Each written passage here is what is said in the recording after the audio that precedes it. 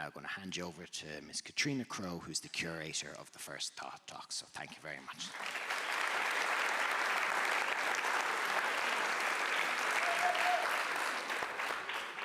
Thank you, Jack.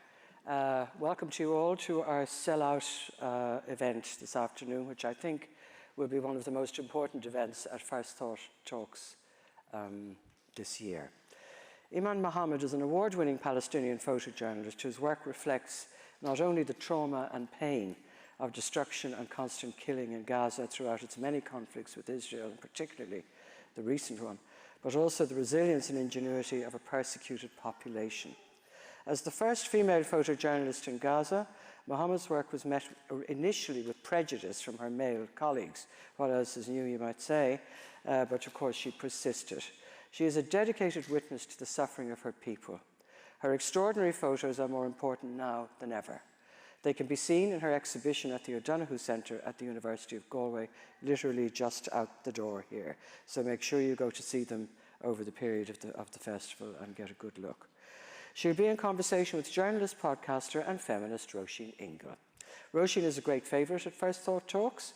She writes wonderful columns, profiles and other articles for the Irish Times. She's the co-presenter of the Irish Times Women's Podcast and has published a number of books, including 2 collections of her columns, and with Natasha Fennell, The Daughterhood, a collection of articles about mother-daughter relationships by various authors. That book includes an essay by Róisín about her own wonderful mother, Anne, herself an author. You will have been cheered up by the two of them on various radio shows, I'm sure. I find myself roaring laughing in the kitchen on a Saturday morning when the two of them show up to tell us things we didn't know already.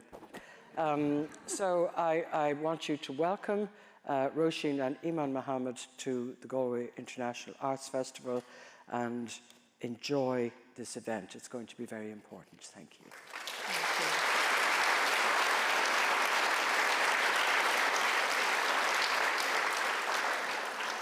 Thank you all very much for coming, and I hear a little baby in the audience, which is always nice. Eman, it's wonderful to have you here, and as Katrina said, you've got so many accolades for your incredible work. But I wanted to start because I think everyone here will be here, a lot of people in deep solidarity with you, and will want to know just how you are and how you're doing at the moment. Well, thank you for having me, and thank you for asking the question. I don't know, on the ledge, really. It's kind of being between worlds.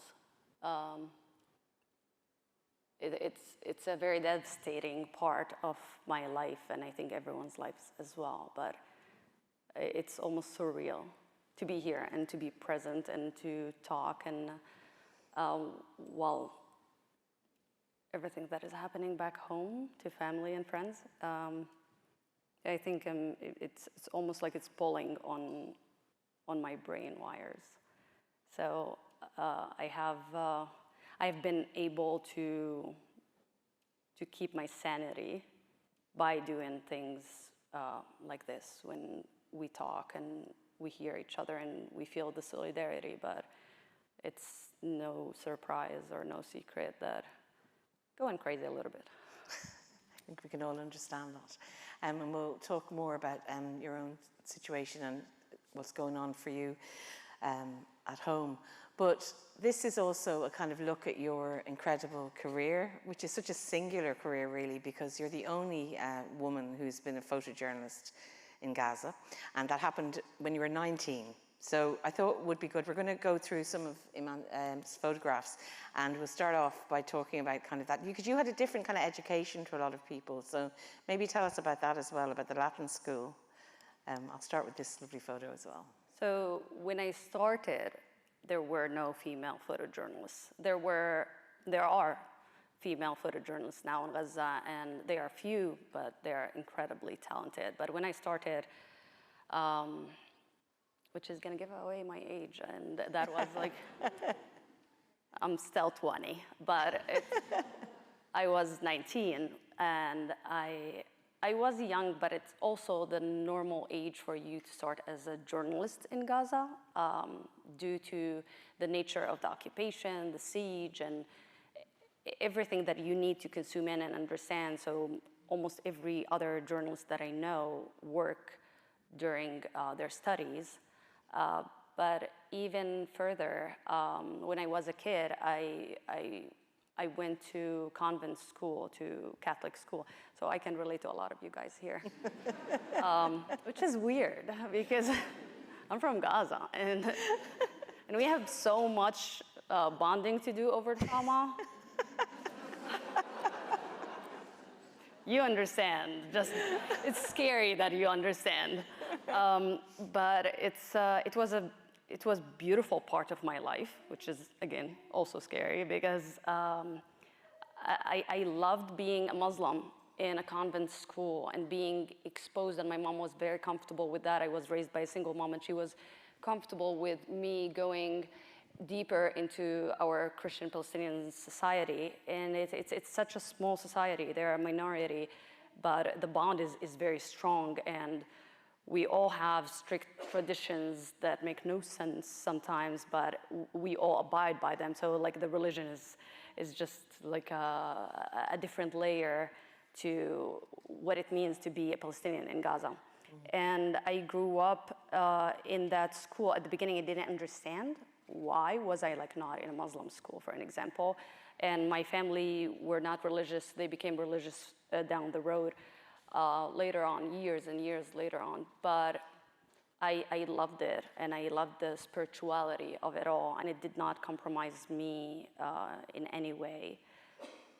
But like years later, when it was time to be in university, my mom enrolled me in one of the 2 functioning universities back then. And again, now we have none, but prior to the genocide, we had plenty of choices. But back at my time, which again, remember, I'm 20,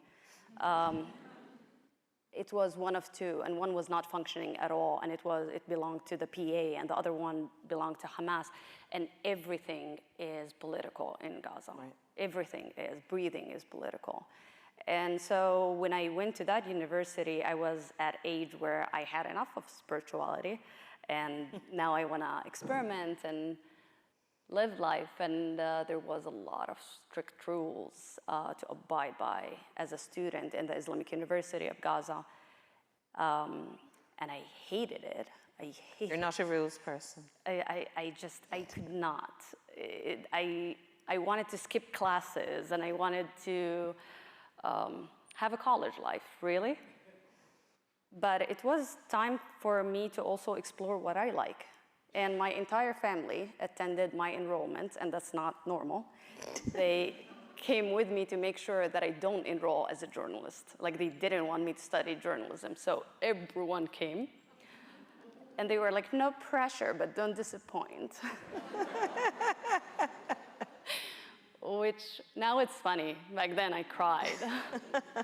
And my mom, I remember, she was literally hovering over my shoulder, and she clicked on to become in English literature, and that's not something I want to do, but then I got rejected. Nice. And the second choice was journalism, so. Brilliant. Well, that was great. That was a great result. It worked well. And so you were starting work as a journalist then? Yes. But how did you come to the camera, or why did you pick it up in the first place? So it's one of the things that I didn't know was even an option, to be a photojournalist. Like, I knew that I can be a journalist, but I was raised by a single mom who's overly protective, and I can say that because she's not going to see this. And it was very, very hard wrestling against not just only my family. My family are all mostly women. Like, we have very few men, and they are either passed away, or like in my mom's case, my parents were divorced. So they felt like this additional responsibility to keep me safe, and being a photojournalist was not going to do it. But I wanted to do something visual next to the words that I was writing, and the camera often reminded me of my mom. We weren't rich, but like, we had a camera, and every once in a while we would bring a film and develop that film and see how horrible our skills are. And so it reminded me of how my mom saw the world. She traveled a lot. She loved traveling, still does. And I wanted to just navigate that and see if it's even something I can do. I started watching tutorial videos on YouTube, thanks. And I just wanted to do it so bad. So I took a point and shoot, and from my job, my first job, which I also had at 19, and I weaponized the ability of writing in English, which was not that common in Gaza. I mean, a lot of people would speak English, but not write in English. And I just kept leveraging that for access. And I think that's when I started just tiptoeing around photojournalism. But people weren't keen, let's say. You weren't encouraged, you weren't really supported. And the first camera you were given, I think, was a broken one by the person you worked for, because it sort of shows you how much they thought of you stepping up and becoming a photographer. Tell us about the kind of feeling in Gaza at the time about women doing a job like that. I honestly don't think that it was up to the society necessarily. Now, the society is conservative, but it wasn't the fact that everyday people that I meet on the street or know, or neighbors, that they were against me choosing that career path. It was more about misogyny and competition in the field. So, and this is not a dig towards any photojournalist or journalist currently in Gaza, because most of the people who gave me a hard time evacuated like the first thing, which was very interesting. But it was about competition. It was about you have an easier career if you just stick to being a reporter, which is not what I wanted. And a lot of misogyny and belittling what I knew or didn't know was intertwined with all of the headache that I had at the beginning. So I wasn't necessarily encouraged by my family, but I have to say they didn't stand in the way, which is Arab mom's version of supporting you. Like, I didn't prevent you necessarily, and not every time. So it wasn't as hard. It actually played in my favor to not have a male guardian, that I didn't need to listen or obey in that way. No one felt like I would tarnish the family's name, but it changed the dynamics of my life. And people were often asking me, so you don't want to get married? And I'm like, well, is this even related? But it was. Right. And I think those are the societal challenges that I worked through, but no one stood in my way from everyday life. It was mainly and primarily my colleagues. Well, speaking of your colleagues, they did something really awful to you, which you can maybe tell us about, which was a very pivotal day for you, I think, in the choice of whether you carry on or not. Tell us what happened. I need water now. I think I'm very, very cautious of how I talk about this, because with all the campaign of vilifying journalists in Gaza, but that specific person, I had a lot of mentors that were promising me to teach me how to be a photojournalist, or a better one, because I didn't know if I was even going to qualify as such. And I think it came very hostile from the wires, that they didn't want a freelancer who's a woman, because they know that there will be a competition of, like, the West will favor the woman over the man, which is true. Yeah. It's absolutely true. Our men are vilified constantly, but that was not the course of action that they should have took, because what they decided is to teach me a lesson. And teaching me a lesson was just abandoning me in an airstrike. And I mean, everywhere in Gaza is an airstrike zone, but that specific was just like almost a dig, like a very personal dig, that I learned a lot from. They were trying to teach me that this is not a place for a woman, and instead they helped me to see how I can do it completely without anyone's guidance. And I don't think that's what they were hoping for. But they should have met my mom. And they didn't. But yeah, that was traumatic in that moment. before I knew what trauma really is.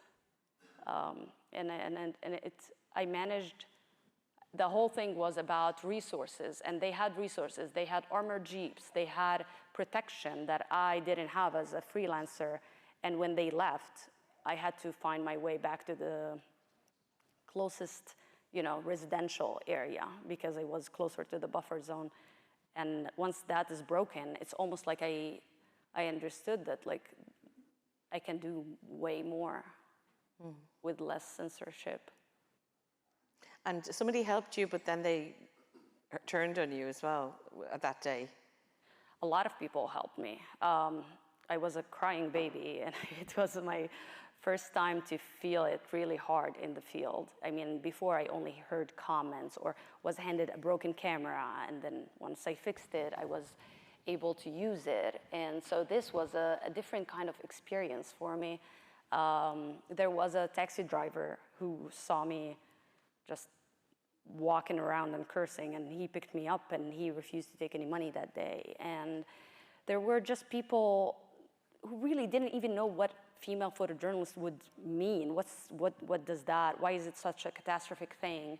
And they were just comforting me all through the way. And that's when I was able to differentiate that this was not a society taboo. This was a bitter competition within the field, and just a big, complex obstacle.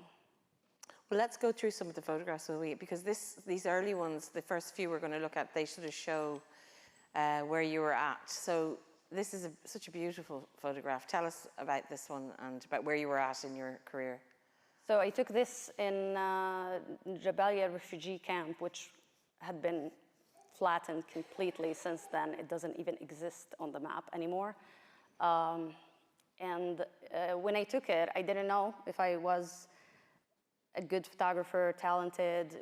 Would I just like start shooting and piece of art would show up on my camera? And I was really hoping for that. And everything was like either overly exposed or out of focus, or things did not look like I'm talented at all. And I just realized I can't compete with wires. I'm not gonna be able to. I need to focus on things that I find makes me curious or wanna learn about my own society. Worst case scenario, it becomes a soul-searching journey that I take on 19, which is not so bad. It's very early on, and I've always thought that I'm gonna be this genius if I do some soul searching. I needed to do less of soul searching, but here it was a funeral of a child who was killed, and I often felt weird and awkward taking photos of children after their passing, and the moment of complete chaos of emotions and agony. And I remember that the funeral went so fast, because that's also, for us, it's an indication that you're going to heaven if your funeral passes so fast. And so people try their best to hurry up, which sometimes prevents the family from saying a proper goodbye.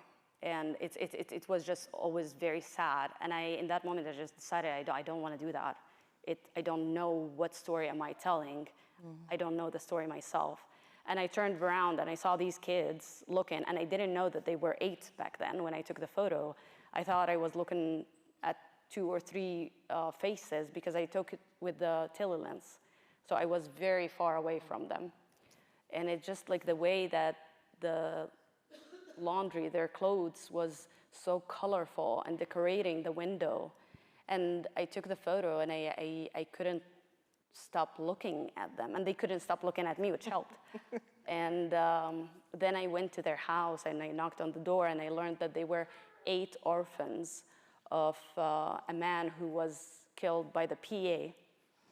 And that was my first cue to how deep stories can go, and they can look visually appealing, and they can have interesting word count that people would not know any other way unless you write about it. Yeah. And I wanted to do more investigative work. Yeah, and I mean, you said you weren't trying to compete with the wires, and we'll look at this. It's more what you were drawn to. It's what you felt interesting, and that was telling a story that you could tell. That's kind of where you came from, and we see in this photograph as well. It's wonderful. Yeah, and then I just decided since then to just like take walks, look around, see people. It wasn't street photography in that meaning, but in this frame there wasn't much of a story, but that was the story. It can be as simple as that. I don't have to go with a script. And the children were just playing, and they were playing dress up, and they looked like what we call a hajja. A hajja is like a very old lady, and they looked like three hajjas sitting together. And it was also happy stories that I was able to uncover, because I'm so used to editors, foreign editors who don't live in Gaza, telling us what's happening today or what happened yesterday and what they need to see in those images. And I wasn't deaf, mute, or blind. I could determine what the story is as I explore it, and that's literally what was happening every time. And you mentioned joy there. I think this is a joyful photo too, and something that you say reminds you of just of your community, really. Yeah, this is Gaza to me. Like, this is how I remember Gaza. This is how I always think of Gaza, and sometimes maybe overly romanticize it in a way that I understand because I lived in Gaza and I wanted to live there all through my life. But I think it's also, it adds that layer that why do we want to go back so bad? Why do we want to live in Gaza? Why the Israeli genocide against Palestinians in Gaza and the West Bank, but in Gaza specifically, does not stop them from wanting to belong to that land. And it encapsulates a lot for me. Like I never felt like the land belonged to us, because it doesn't. It belongs to everyone who lives on it, really. And that's how we always saw it. But we could only feel this joy when we felt like that, like we belong to the land. It's not ownership, it's love. And documenting more of that made me resist like the stereotypical kind of stories. Yeah. So this is kind of how I see it, but not just for this photo, for like a lot of other stories. This was a Guinness World Book of Records? It was. So our kids are spoiled with all this strict parenting that our moms try to do. And they decided that they want to be in Guinness record, and teachers started to brainstorm how, like, what can we provide the world with that would be like, everything is under siege, food is under siege, so we can't cook the biggest kunafa, and I think Beit Lahem did that, and we were so jealous. And we don't make good burgers, so we're not gonna do that. And it was just a lot of crazy thoughts, and then they were like flying kites, because that's what we do. If you go to the beach with a purchased kite, people will look at you funny. Like, you will be shamed to death. You need to make your own kite. And it's something that the kids were happy about. The kids brought to the table, so it only made sense. And this was an UNRWA-sponsored event, so they gathered all of these children from different schools, and competition was really running high, and they flew the kites. They failed, but then they did it again 2 years later, and they actually are in Guinness record. That's great. Great result. We're going to go to a little bit of a tone shift here, because we have to talk about the danger for you as a woman, but also it allowed you access to places that the male photographers weren't getting in. But if we look at this photo, basically, I suppose you should tell us about it, really. So I mightn't have thought you'd have got access like this, being a woman. Actually, when I started my photojournalism, Hamas was already elected. So I started in like late 2006, beginning of 2007, and they were already elected. There was a lot of bloodshed between Hamas and the PA over power, because the PA could not relinquish power at that point. And the people had it with the PA and the corruption, and they decided that they want to just try a different faction. That said, Hamas were never allowed to run into like election as a government by their own leaders. So they had a spiritual leader, Yasin, and Yasin was on wheelchair. I don't know if a lot of you remember Israel assassinated him when he was coming out of the mosque. And he was a spiritual leader. So he was given advice to the other leaders, but at the same time, what he said went. Okay. And he was against Hamas being part of any future government because of the corruption and because of how much it will jeopardize the resistance.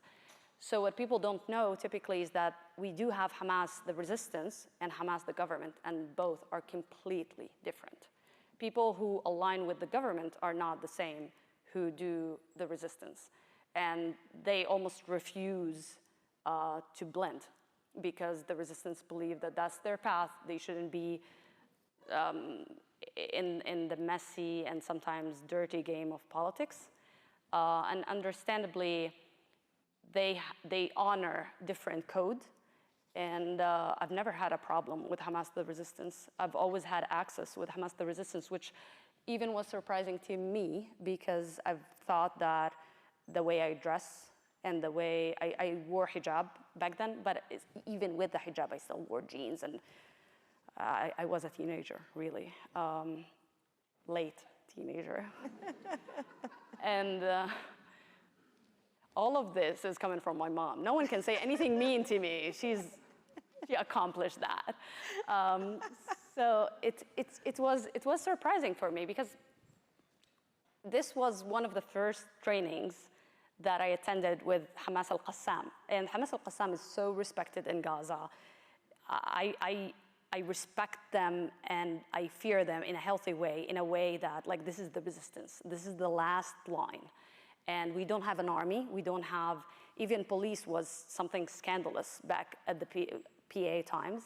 So we really cherished al-Qassam so much, but I've never seen it from the inside. I've only seen what others reported. So this was my first time to do this. And I had to bluff my way through it and pretend that I've done this a million times. They just don't remember me, which I don't know how you do it. But I remember I was asked multiple times who gave me authorization, and I would say, Abdullah. And Brother Mohammed. Good luck tracing that. And if there's a Brother Mohammed really in power, they would not want to mess with that. So the thing is, all of these militants were so young, like 17, 18, 19 years old young. And I had to go with what I've been told, that they are maybe brainwashed or too young to make that decision. So I was always asking the edgy questions that pissed them off. And I was receiving very heartwarming answers. And that's when my mindset changed about how I even can document this. So I didn't become obsessed with military exhibitions and showing their power. It was more the human side of them that I wanted to know more and more. But that was also like very classified, and you could only see them so many times. But this was a training in Khan Yunis in the south. And I remember how safe I felt, which was a weird feeling that I felt so safe while like the drones were hovering. If someone would be a high-end leader, they would be assassinated on the spot. But it's just some sort of peace that I felt while photographing them. The things that they said, the way they treated me, literally like a sister. It was strange because I've never met those men. And I know my people. Like, we do have the tradition that you have to treat women as sisters, but we don't always abide by it either. We're not perfect. We're not all nice. We're not all generous. We're not all moral. And that was a great experience where I had access. Most of my annoying colleagues were not there, so that was even a plus, a really big bonus. And I think after these photos came out, a lot of media organizations approached me out of nowhere. They learned my name, they learned about my work, and they were asking me for interviews or for like the backstage story of what happened behind the scenes. but a lot of it seemed rehearsed for them. They had a script that they came with, and I did not fit the script. Right. What I had to say did not fit. So it went as photo only. They refused to run any text with it. While at the same time, like at the same exact period of time, I was doing a corruption story about Hamas and their handling of the custody laws in Gaza. My mom is divorced. I know so much about the law, the Palestinian law, and how it was inherited from the occupation to the Palestinian Authority, the PA, and it was never changed. So it was a big story that I wanted to focus on, but it also showed so much of how much I was in opposition to the government, which I'm not in support of any government. Governments don't like me, I don't like them. But it also brought it all for me as like a full frame picture. The stories that people wanted you to tell and the stories they didn't want you to tell. And these women, tell us about. So these were police. They belonged to the government. They were a department in the government, with the government, so they were police women. So you didn't have to be Hamas affiliated to enroll. And you didn't have to cover your face. It just happened in that specific training for to appease journalists. They wanted to also remain on brand, and the government is religious. So that's what happened. And we didn't have police women who didn't wear hijab, to be honest. But it was a different story that I was doing, just about the founding of this branch, this department, that is, it's a good step for women, but at the same time, it existed because of religious taboos. And it was complicated, complex kind of notion to explain. It's great, but not so great because of 1, 2, 3. And it's also brought it to my attention that anytime those photos shown side by side, and that's why we showed them side by side, people assume that first is Al-Qassam, the next is Al-Qassam, and it's not. It's just because they look so different than what West journalism is used to see. And that story also went by so fast, and any text was redacted. Right. They didn't want to know the story.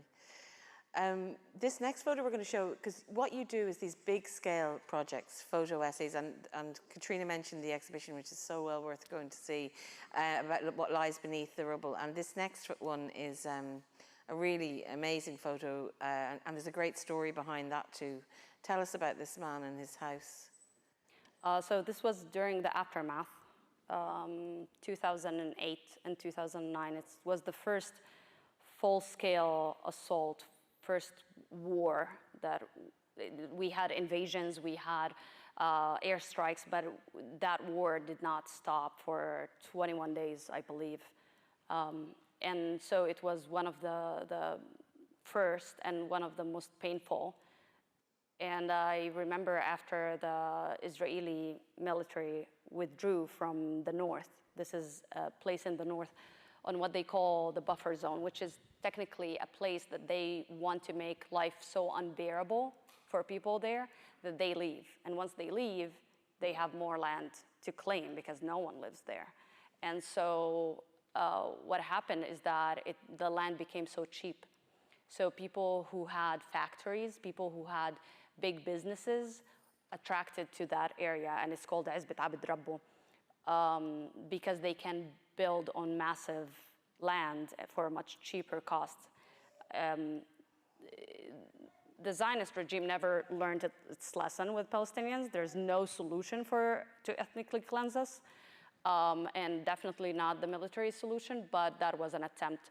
What happened here is that Mohammed was a construction worker who worked in occupied Palestine, known as Israel, for 20 years.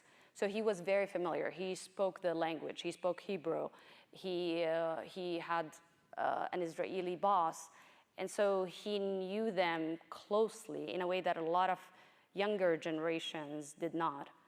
And he built this beautiful house. And when I met him, I saw this. This was the first thing I saw. There was no conversation. I didn't even say hello. I was so scared that the pigeons would leave. And they did. Once I started clicking, they were flying to eat and leaving. And what surprised me really is that once I started talking to him and I learned his name and he was very soft-spoken, he was disappointed that his house was destroyed. He wasn't angry. He didn't want revenge. He was disappointed. And disappointment does not happen from your enemy.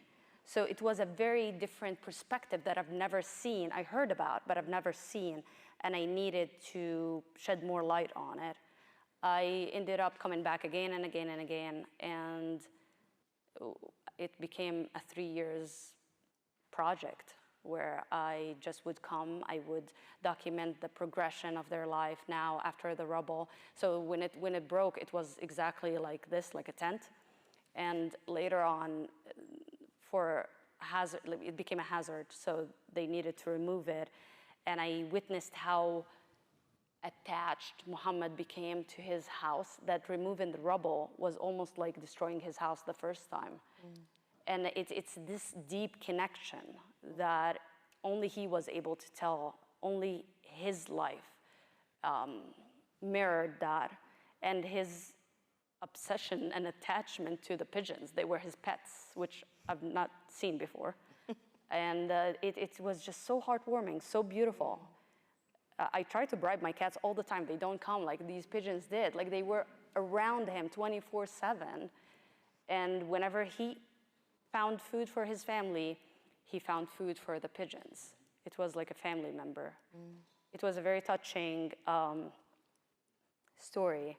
And it got personal. It got so personal.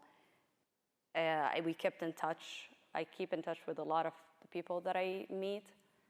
But it was such a life quest for me at the beginning of the genocide to find him, because I lost all contact with him. His phone wasn't working and nothing was working. And he was one of the few people who went missing. And I learned 6 months later that he through the project, I show how it takes a toll on his mental health, on his heart. He was suffering from diabetes, and in November of 2024, he was killed, and along with his brother. But to me, what really was the hardest part is that his family weren't able to bury him for almost a month because they weren't allowed to leave. So they stayed there with the dead body for almost a month till they were able to bury him. His story changed me, changed my way of covering Gaza and documenting it. He challenged everything I knew. He was a man with few words, but he had a lot of wisdom. And he's the one who started like the bubble bath parties among the rubble, which is iconic and ironic at the same time. Yeah. You talk about connection there to your homeland and Mohammed's connection, but you had to leave in 2014, but you would have stayed if it hadn't the attack. Maybe tell everyone why you left, and then we'll talk about what happened next for you, because you would have stayed in Gaza forever, really. Yes. Yes, absolutely. Despite all of everything that's going on, and people might find that hard to understand. Well, that's why I led with half crazy, because I do feel like that, really.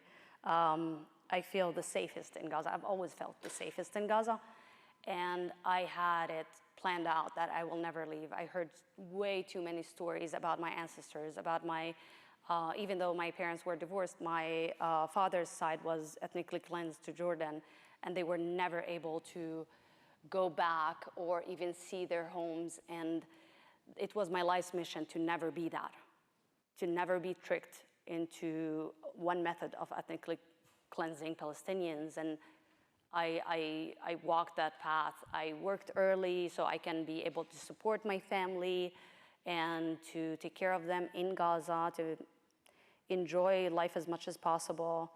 And I grew up traveling really, and watching a lot of American movies. And in every movie, the teenagers want to leave. And I'm like, those are crazy. Like, why do they want to leave? And I had a lot of friends who were foreigners, so they would ask me, why do you want to stay? And I would say, everything is great, but the war. And I think it's hard to explain that unless you know what it is to belong to the land, to just love everything about the weather, the food, the culture, everything that gets erased in Western media that the people don't see. Unfortunately, that most of you, if I'm not mistaken, know a lot about our pain, but much less about our joy, our songs, our dances, our culture. And for an example, that when we have a wedding, it's a 3-night. It cannot be less than that. It's a disgrace. Mine was 1 day, and you had to see the looks. It's just all of that we enjoy. We create happiness somehow, in a way, and I think everyone does. I think everyone manages to do that, not in spite of trauma, but side by side. We deal with the brain meltdowns. We have them. We don't think it's normal. And then we live, and we move on because that's what we want. It's a choice to stay. And that makes you feel so powerful and so invincible. And I wanted that. And I knew that I can be a journalist somewhere else, but I felt so passionate about my story because I knew it. And I didn't. There were so many things that I was curious about. And it wasn't until 2014, so that was the third war on Gaza. And I was covering in the south, and that's when civilians started to be hit brutally. It wasn't assassinations anymore and collateral damage. It was direct hits at civilians and their houses. And I remember I was covering a house. It was a massacre, really, in Khan Yunis about a family called Kawara. And it was 9 people got killed. And I arrived there, and the grandmother was there. And we heard that they got a warning from the Israeli army. And I asked her, did you get a warning? Because most of the time it's a bluff. And she said, yes. And I said, so what happened? Why didn't you evacuate? And she said, they called me. An officer spoke fluent Arabic, told me to leave the house and tell everyone to leave. I ran. I called their name. They all gathered around the stairway, and then they hit. It was less than 30 seconds. Wow. So they did give a warning, but it was 30 seconds warning. So this grandmother survived, and I think a grandchild, and she literally saw them all perish. Like, she literally witnessed them getting hit. She was injured, but she didn't care, and she kept saying and thinking, and I'm only guessing she's in shock. Should I have not called them? Should I have just went in? Like, what is it that she could have changed in those 30 seconds that would have changed her life and the outcome? And I kept thinking about that. It was Ramadan, so we all were fasting. The siege was harder, so we knew that we might be starving at some point. Nothing like the starvation now, but like more like luxury starvation. You can't have meat, but you can have chicken, that kind of starvation. And I went home, and I remember the power was off, which it's off most of the day, so that was not unusual. But I remember that the neighborhood was covered with dust, and I knew that it was hit. It's so strange when you walk through the event, when you learn about the event as you're literally passing through, and you don't know, was it hit? Is it being hit? But it was my neighborhood. And my children, I had 2 daughters at that point. One was 1 year old, and my eldest was 2 years old. And I walked through the house, and I remember that my mom yelled that she had my eldest, but not my youngest. And I went to her room directly to the crib, and I just felt blood. I felt wetness. I didn't even know that it was blood, but I could feel it, and I started looking hysterically. Now, mentioning it, it sounds longer, but it was a second, maybe. And it all started playing in my head. So much went through my head. It was like a tsunami of thoughts and of regrets and of, it's like when you do something so horrible that you just want to hit undo. And it felt surreal. I eventually found her and she was covered with blood. She suffered internal bleeding because she was too fragile. And I remember I just took her. When we would have wars, we would fill the bathtubs with water. So because we don't know when we're gonna have access to water, and the bathtub was filled, and I just jumped into the bathtub with her, and I started washing her blood. Something in me told me that if I don't see blood, then she's okay. And and she survived, but she wasn't okay. She just really was a shell. Yeah. And I know because she's a baby, but you know your baby. And you know how they smile and how they act. And I knew that she was dying. So I started, I was married to a US citizen, and my kids had US citizenship. And so I called the embassy, the US embassy, and I remember someone yelling at me saying, "We didn't ask you to go to Gaza." And I said, "This is a US citizen, needs to be evacuated." And they hang up, and they never evacuated her. And it took us maybe 3 weeks to evacuate her. And when we evacuated her, she had a lot of complications. So when I arrived, they started with, she has heart failure. And then I remember entire life was a haze. I don't know how I evacuated, to be honest. I know, but I don't. There was no goodbye. I remember my kids, like, water bottles it was their favorite, so it was still there, and I never got to take it. So it seemed so sudden, so abrupt. It was so bizarre to end my life in Gaza like that. And that's the last time you were there. I don't want to rush through the next sort of 10 years, but we're coming kind of close to, I know people will have questions, but you spent the time then, you've been in America all that time since 2014. You're back, you're here. Yes. You've come to Ireland, which is amazing for us. I escaped to Ireland. Yeah. You've done most of your work since then with the diaspora. You've been involved in so many different projects. You've done incredible work with them. Amputees and shown great evidence of war crimes. But when it came up to October 7th, 2023, you were actually in a very good place. Your daughter had gone through a lot of medical treatment, but that was all doing well. Your marriage, which wasn't the best marriage, had ended, and you were remarried to another person who had adopted your 2 children. So things were good, and you were getting on, but obviously October 7th changed everything for everybody. Maybe just take us from there as to what your work and your life has been like. So she went through the treatment, and it was supposed to be a 1 month, 2 months, and it turned into a 7-year. And that's what really locked me into living in the US, but it's not something I've ever wanted. And I was living in DC, so if you want to know the worst place on earth, that's it.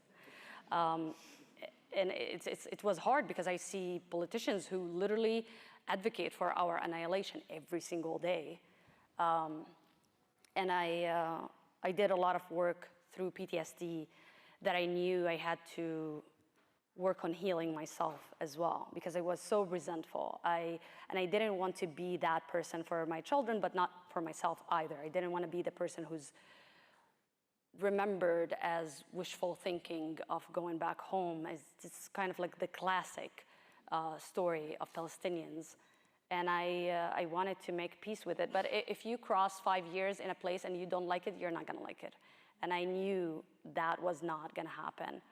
But I felt at my best. I felt like I had closure on the love-hate relationship that I had with Gaza, all the complexities, and feeling abandoned while I'm the one in exile. And I thought that I was ready. I processed back then divorce, custody, which again, it wasn't easy to process in Gaza. So I think that was a blessing, but at the same time, not planned. And my kids have a wonderful father who loves them. I felt like they were safe for the first time. My daughter, complications were not there as much. I mean, she's perfect. If you see her, you would never guess. And it just, my fears subsidized. They just started to calm down.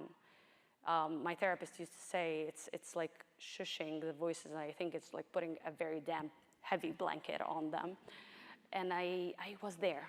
Yeah. I was there, and I got so ready. The situation in Gaza improved that I could go in and out. So I wouldn't be leaving my kids behind, because I couldn't take my kids on my first trip. And I had my trip booked and planned for October 9th. Wow. Which I still was gonna take, even after October 7th. And they bombed the border, so there was no borders anymore. And that was what stopped me from going, because I would have no way in. You have to go to Cairo. From Cairo, you have to go through the Sinai Desert, which only Palestinians can do with a special permission. And I was waiting on my permission, because the Egyptian government has to say, yes, you can go through the Sinai Desert, which is like 6-hour drive, but they turn it into 8 or 12, sometimes 2 days. And that's what prevented me. It made my family happy, but fuck them. Tell us then, because I know people will have questions, but how things have been for you in America. Intolerable, I imagine, trying to work, which you'd had plenty of work before then, but suddenly that was all gone. And then for us watching on, and for you, with family members, with friends, with loved ones, what has this last while been like? I think being in the US was torturous at the beginning. It was always torturous here and there, but I learned to bond with the communities that saw us the most. And I learned that we didn't have pain as a bond only. We're crazy about a lot of other things in life. We all force feed people because out of love. And it became a kind of an identity for me, that I'm not just Palestinian, as big as that is, but also like I could relate so easily. While American white photographers were not on the same, did not have the same experiences. It's not against them, but they didn't have that luxury, and I had it. And I used it, and I wanted to use it the same way I did in Gaza, to understand more, to learn more, to be curious, and to not lose that part of me, because once I was out, I didn't know, how can I be a photographer anymore? What do I know that everybody else does not know? What can I tell them? And searching for that took me a while. Also becoming more confident, but bold about talking about us, that the parts where we're dysfunctional, the trauma, the occupation's heavy hand on our throat, and how we have to be the perfect victims all the time. We can't do anything wrong. So my ex was a Palestinian American, and I couldn't talk about that experience because I was worried that it will equalize vilifying everyone else. And it wasn't fair. And I refused. I want to break the cycle so bad, and I wanted to break the cycle so bad that I did not want to abide by the rules of how you need to sit pretty and get killed. And I felt like that really empowered the work I do and empowered the way I look at things more than anything. So I was not doing anyone any favor by sticking to the script, and that only came from being so uncomfortable living in the US. Now, after the genocide started, it became unbearable for me and for my husband, who's Irish American. And he's not the Irish American who only remembers that on St. Patrick's Day. He's really participating in the culture and knowing the history and talking about it. And he used to visit a lot. I didn't come with him, but he used to visit a lot. And one time I said, when we were discussing our escape from the US, if I can't go home, why can't you go home? And that's really just hit both of us so well, because he wanted to be here. He didn't live here, but he wanted to. And we wanted to move as fast and as far away from the US for so long. Really, we started actively working on it since COVID. But when the genocide happened, I would go to protests where I'm supposed to be documenting, and someone would pass by me, and it would be a sniper, an Israeli sniper, who was in Gaza 2 months prior. And I understood that I was not in control of my grief during genocide to the extent that I can expose myself to that filth, really. My friends were getting killed, and my relatives were getting killed. This past Sunday, family of mine got killed. So seeing a sniper that was there 2 months before was like me sitting as a ticking bomb next to gasoline, and I knew this is not gonna end well. Rightfully so, but it's not gonna end well. It almost felt like kill or get killed, living there every single day. And that's when we just decided we asked people to divest from the Israeli regime and from everything that empowers it. So we need to divest from the states, and it came at a very very high cost, financially, jobs, everything. But really, it mattered at nothing, like nothing. It was the easiest move we've made, and the hardest. And people kept telling us, but the weather, and I'm like, I love rain. I love the rain. I'm going to open it into questions now, but Eman has a wonderful Substack, which you all need to subscribe to and read, where a lot of your feelings, I think, a lot of your anger really comes through. Among other things. And other things. I'm nice too. Yeah, but I think one of the things I read in one of your recent posts was about the solidarity from Irish people and how you understand that Irish people really feel it, having been colonised and all of that. Before we open it up, what are your thoughts on that, and what have you intuited from being here about that kind of intergenerational trauma that we also maybe share? I mean, I knew about the Irish solidarity, and I knew that it was such a warm and loving nation, but it wasn't until I came here that it kind of boggled my mind a little bit on the similarities, because solidarity sounds like you sympathize or you empathize, but it really, you went through it. You had the black and tans and we had the black and tans. The ones who killed your ancestors killed my ancestors. And even further, you lived through genocide yourselves, and you weren't allowed to call it genocide. And you're still not. And that sat with me so much, because I stopped being just a photojournalist and a journalist, and I became, in a way, just don't want to see the liberation happening, want to be part of it. And I'm asking others to put everything on the line just like me, and I need to tell them why.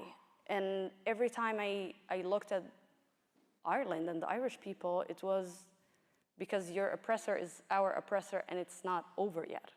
And it was that we saw ourselves in you for years and years, really. If you dig into the archive, you're going to see Palestinian prisoners sending solidarity to political prisoners. And with that in mind, it stopped being just a solidarity. It's like almost an extension, because it is.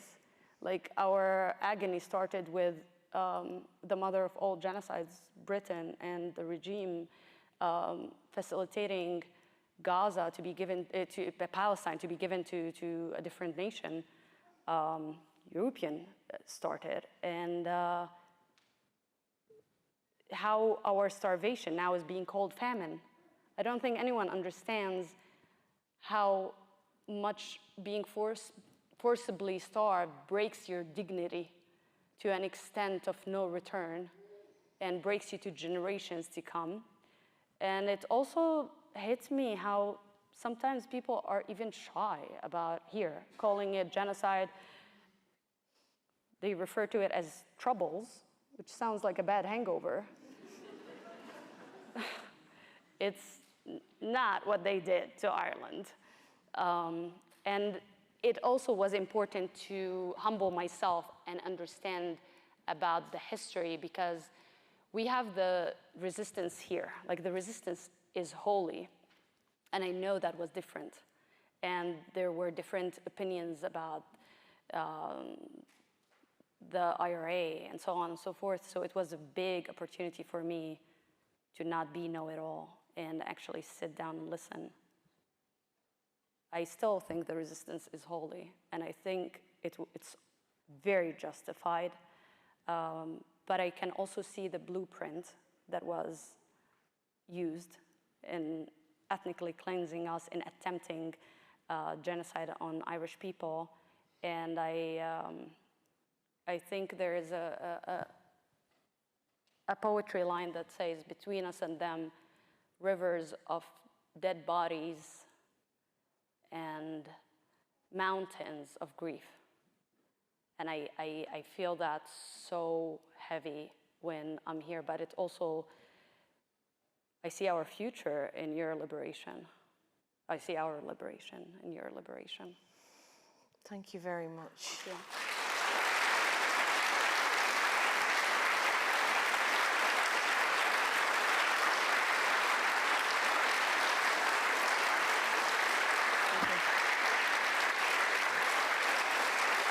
Thank you.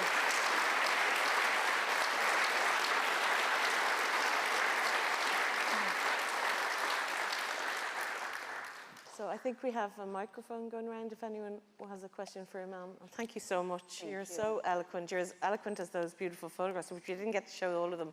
We had a few more left. Does anyone want to ask Eman a question? And maybe there are no words at this point, but we have a hand here.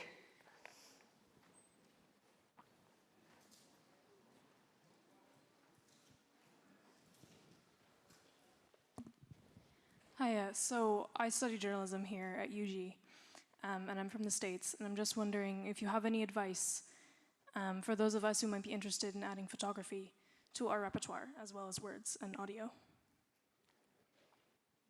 Don't do it.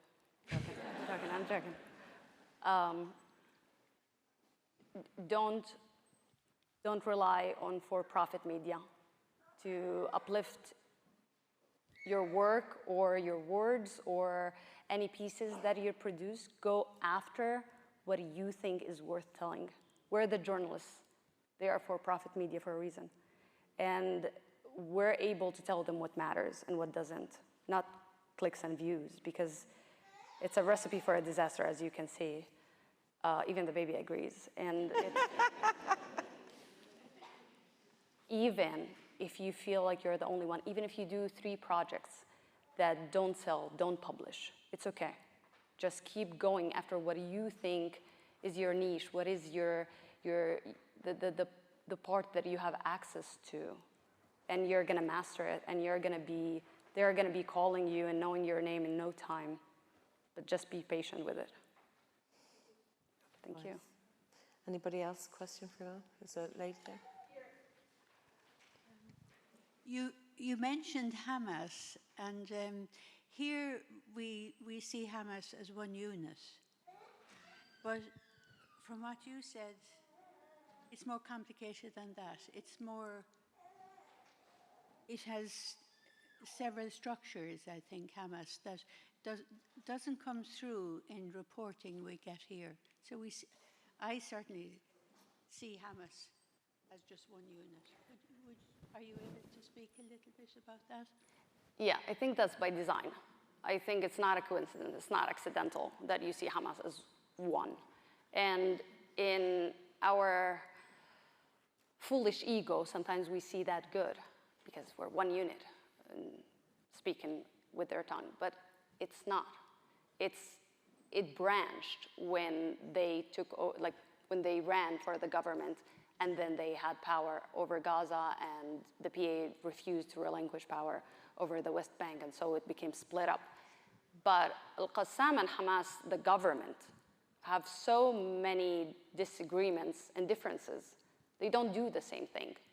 And they don't, like, maybe in theory they do complement each other, but they are just so different. One will resist by any means possible, and one will shake hands and have press conferences and say nice words about things that are not necessarily nice. And I think Al-Qassam are the people from Hamas who don't want to play that game, who don't want to do that. That's why you saw October 7th. The government was not prepared for October 7th. They were not, I would say, aware of October 7th. But that doesn't mean that they are not going to back it up or support it. They are not going to condemn it. And it might be different keys of authority too, and power, and that plays differently as well. It's so complex.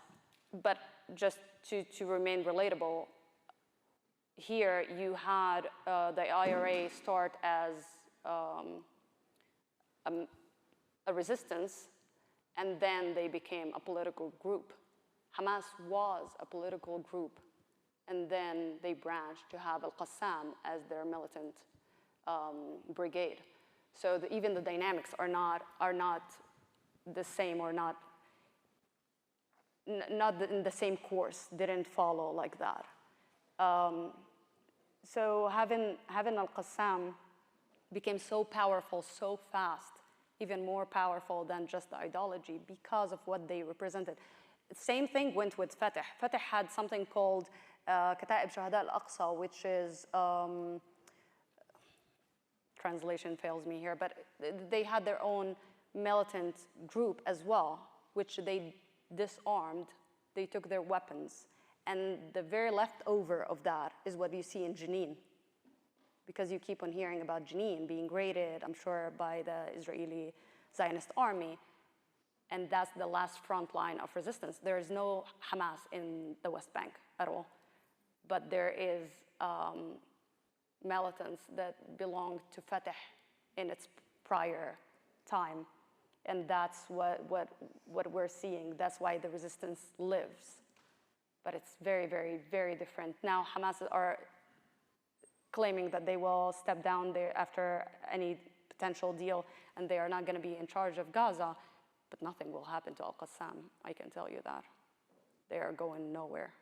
They have the support of so many, including the Islamic Jihad. But that's the frustration that we deal with as journalists when we know the stories and we're not able to tell them, when the media is not listening to us. And that's by design. That's why we have ex-IDF soldiers being our editors while we're in Gaza and they're in Jerusalem, for an example, and so on and so forth. And that's what you probably heard about it with the New York Times. It's complicated, but very simple when you just lay it out into just dynamics. It's not like love-hate between the government and Al-Qassam. Thank you. Thank you very much for saying that resistance is holy. Sorry, I'm blind. It feels like a powerful statement. I'm sorry, I can't see You put your hand up so we can see where you are. Oh, hi. Okay. Hi. I wanted to ask you your thoughts about institutions like University of Galway entering into a contract with Technion Israel, also known as the research wing of the IDF, during a period of genocide. How can we resist that? We're trying to do our best to stop this. And I just wanted to hear your thoughts. I think it's not a shame anymore. It's disgusting.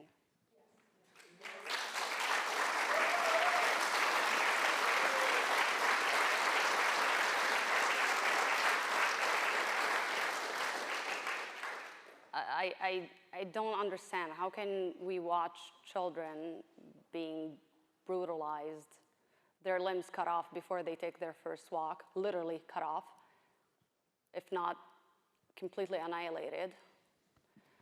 Palestinian men being raped in front of cameras, we all saw it. It's not a secret, it's not censored. They don't censor their crimes or atrocities anymore, and we still can justify that the best interest of this department or this goes over the life of people. I just have one thing to say to those who are making those decisions. You're next. They are not using us as testing lab for nothing. This is not reserved to only brown people. And I would not expect it coming from people who lived through genocide, but they also were, they colonized the vocabulary. So not calling it genocide, not holding anyone accountable, not having any kind of reparations for the Irish people is disgusting as well. And the fact that they now betray the people's trust, people like you and others, and they betray humanity by doing that, I think it needs to be disrupted in every possible way, and nothing is above the methods that should be used for that. And on that, we saw what PAL Action were doing, and I completely support. And I don't think it's terrorism. I think terrorism is actually making deals with war criminals.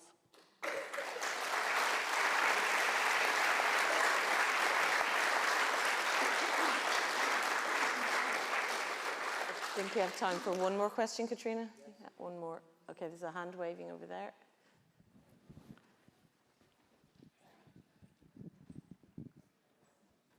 Thank you. That was a very, very insightful talk, and I really appreciate it. I just want to ask you, what would you say to the Irish government at the moment in context of the discussion on the Occupied Territories Bill? And sorry, can you just repeat that again?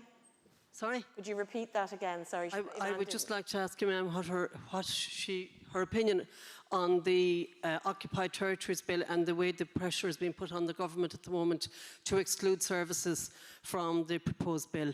And I would cite a politician in this town who said to me only yesterday, when I asked him why they were not considering including, or why they might not include services, he wagged his finger at me on this campus and said to me, "You must remember the amount of investment that's coming into this country." So I would this is a member of our parliament, TD. I'd just like to see what your opinion is on that. Thank you. Thank you for your question. I think it's very important. I think the Irish people had been fighting for that bill to pass for years, and a lot of the newly comers to the liberation movement are only learning about it now, but it's been for years. And the Irish government, for whatever reason, loved to remain occupied, even when the people liberated the land. Like, they love to remain occupied with their economy and to have companies acting like they are doing the Irish people some charity by existing here. I can tell you for a fact that the companies that are coming to Ireland to use it for tax purposes or else are profiting way more than the people are. It will destroy them to leave. And the fact that the Israeli ambassador to Ireland, when they decided to have a tantrum and leave, said that American companies will shut down in Ireland if Ireland continue that path, sets the tone to how occupied really the economy is with bullshit. It's all lies, because they bring their employees with them. The CEOs are not hired from Irish population or Irish citizenship or even European one. The money is being funneled out once it comes into these companies, and we can go into like the dynamics of it and break it piece by piece. But the money is not ending in Ireland. It's not staying in Ireland. Ireland is being used as a way to almost help with money laundering, really. And I know that because the housing crisis has nothing to do with the Occupied Territories Bill, which, by the way, I don't know why they called it occupied territories. All of Palestine is occupied territories, all of it. And I understand that they need to be careful. I don't. And the crisis in housing, which me and my family just went through it, all the people who own the beautiful houses, 2 or 3 of them, are not from Ireland. They are not even Europeans.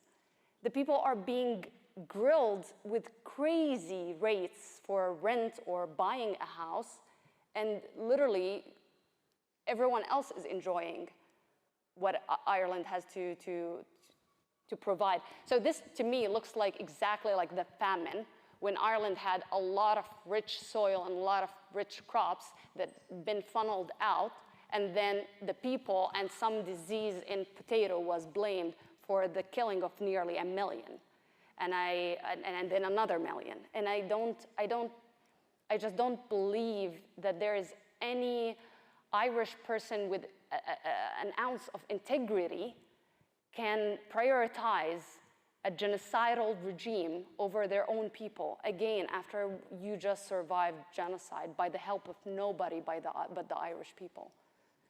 I would wave my finger in his face and tell him have some shame.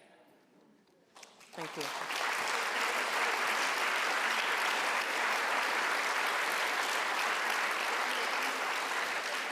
Thank you all very much. And just maybe again, just one amazing round of applause for an incredible woman, Eman Mohammed.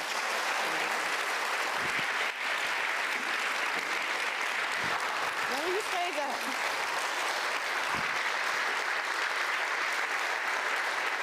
Thank you. Thank you. Thank you.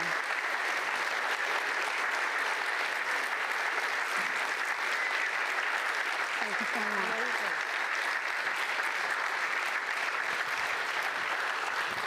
Thank you.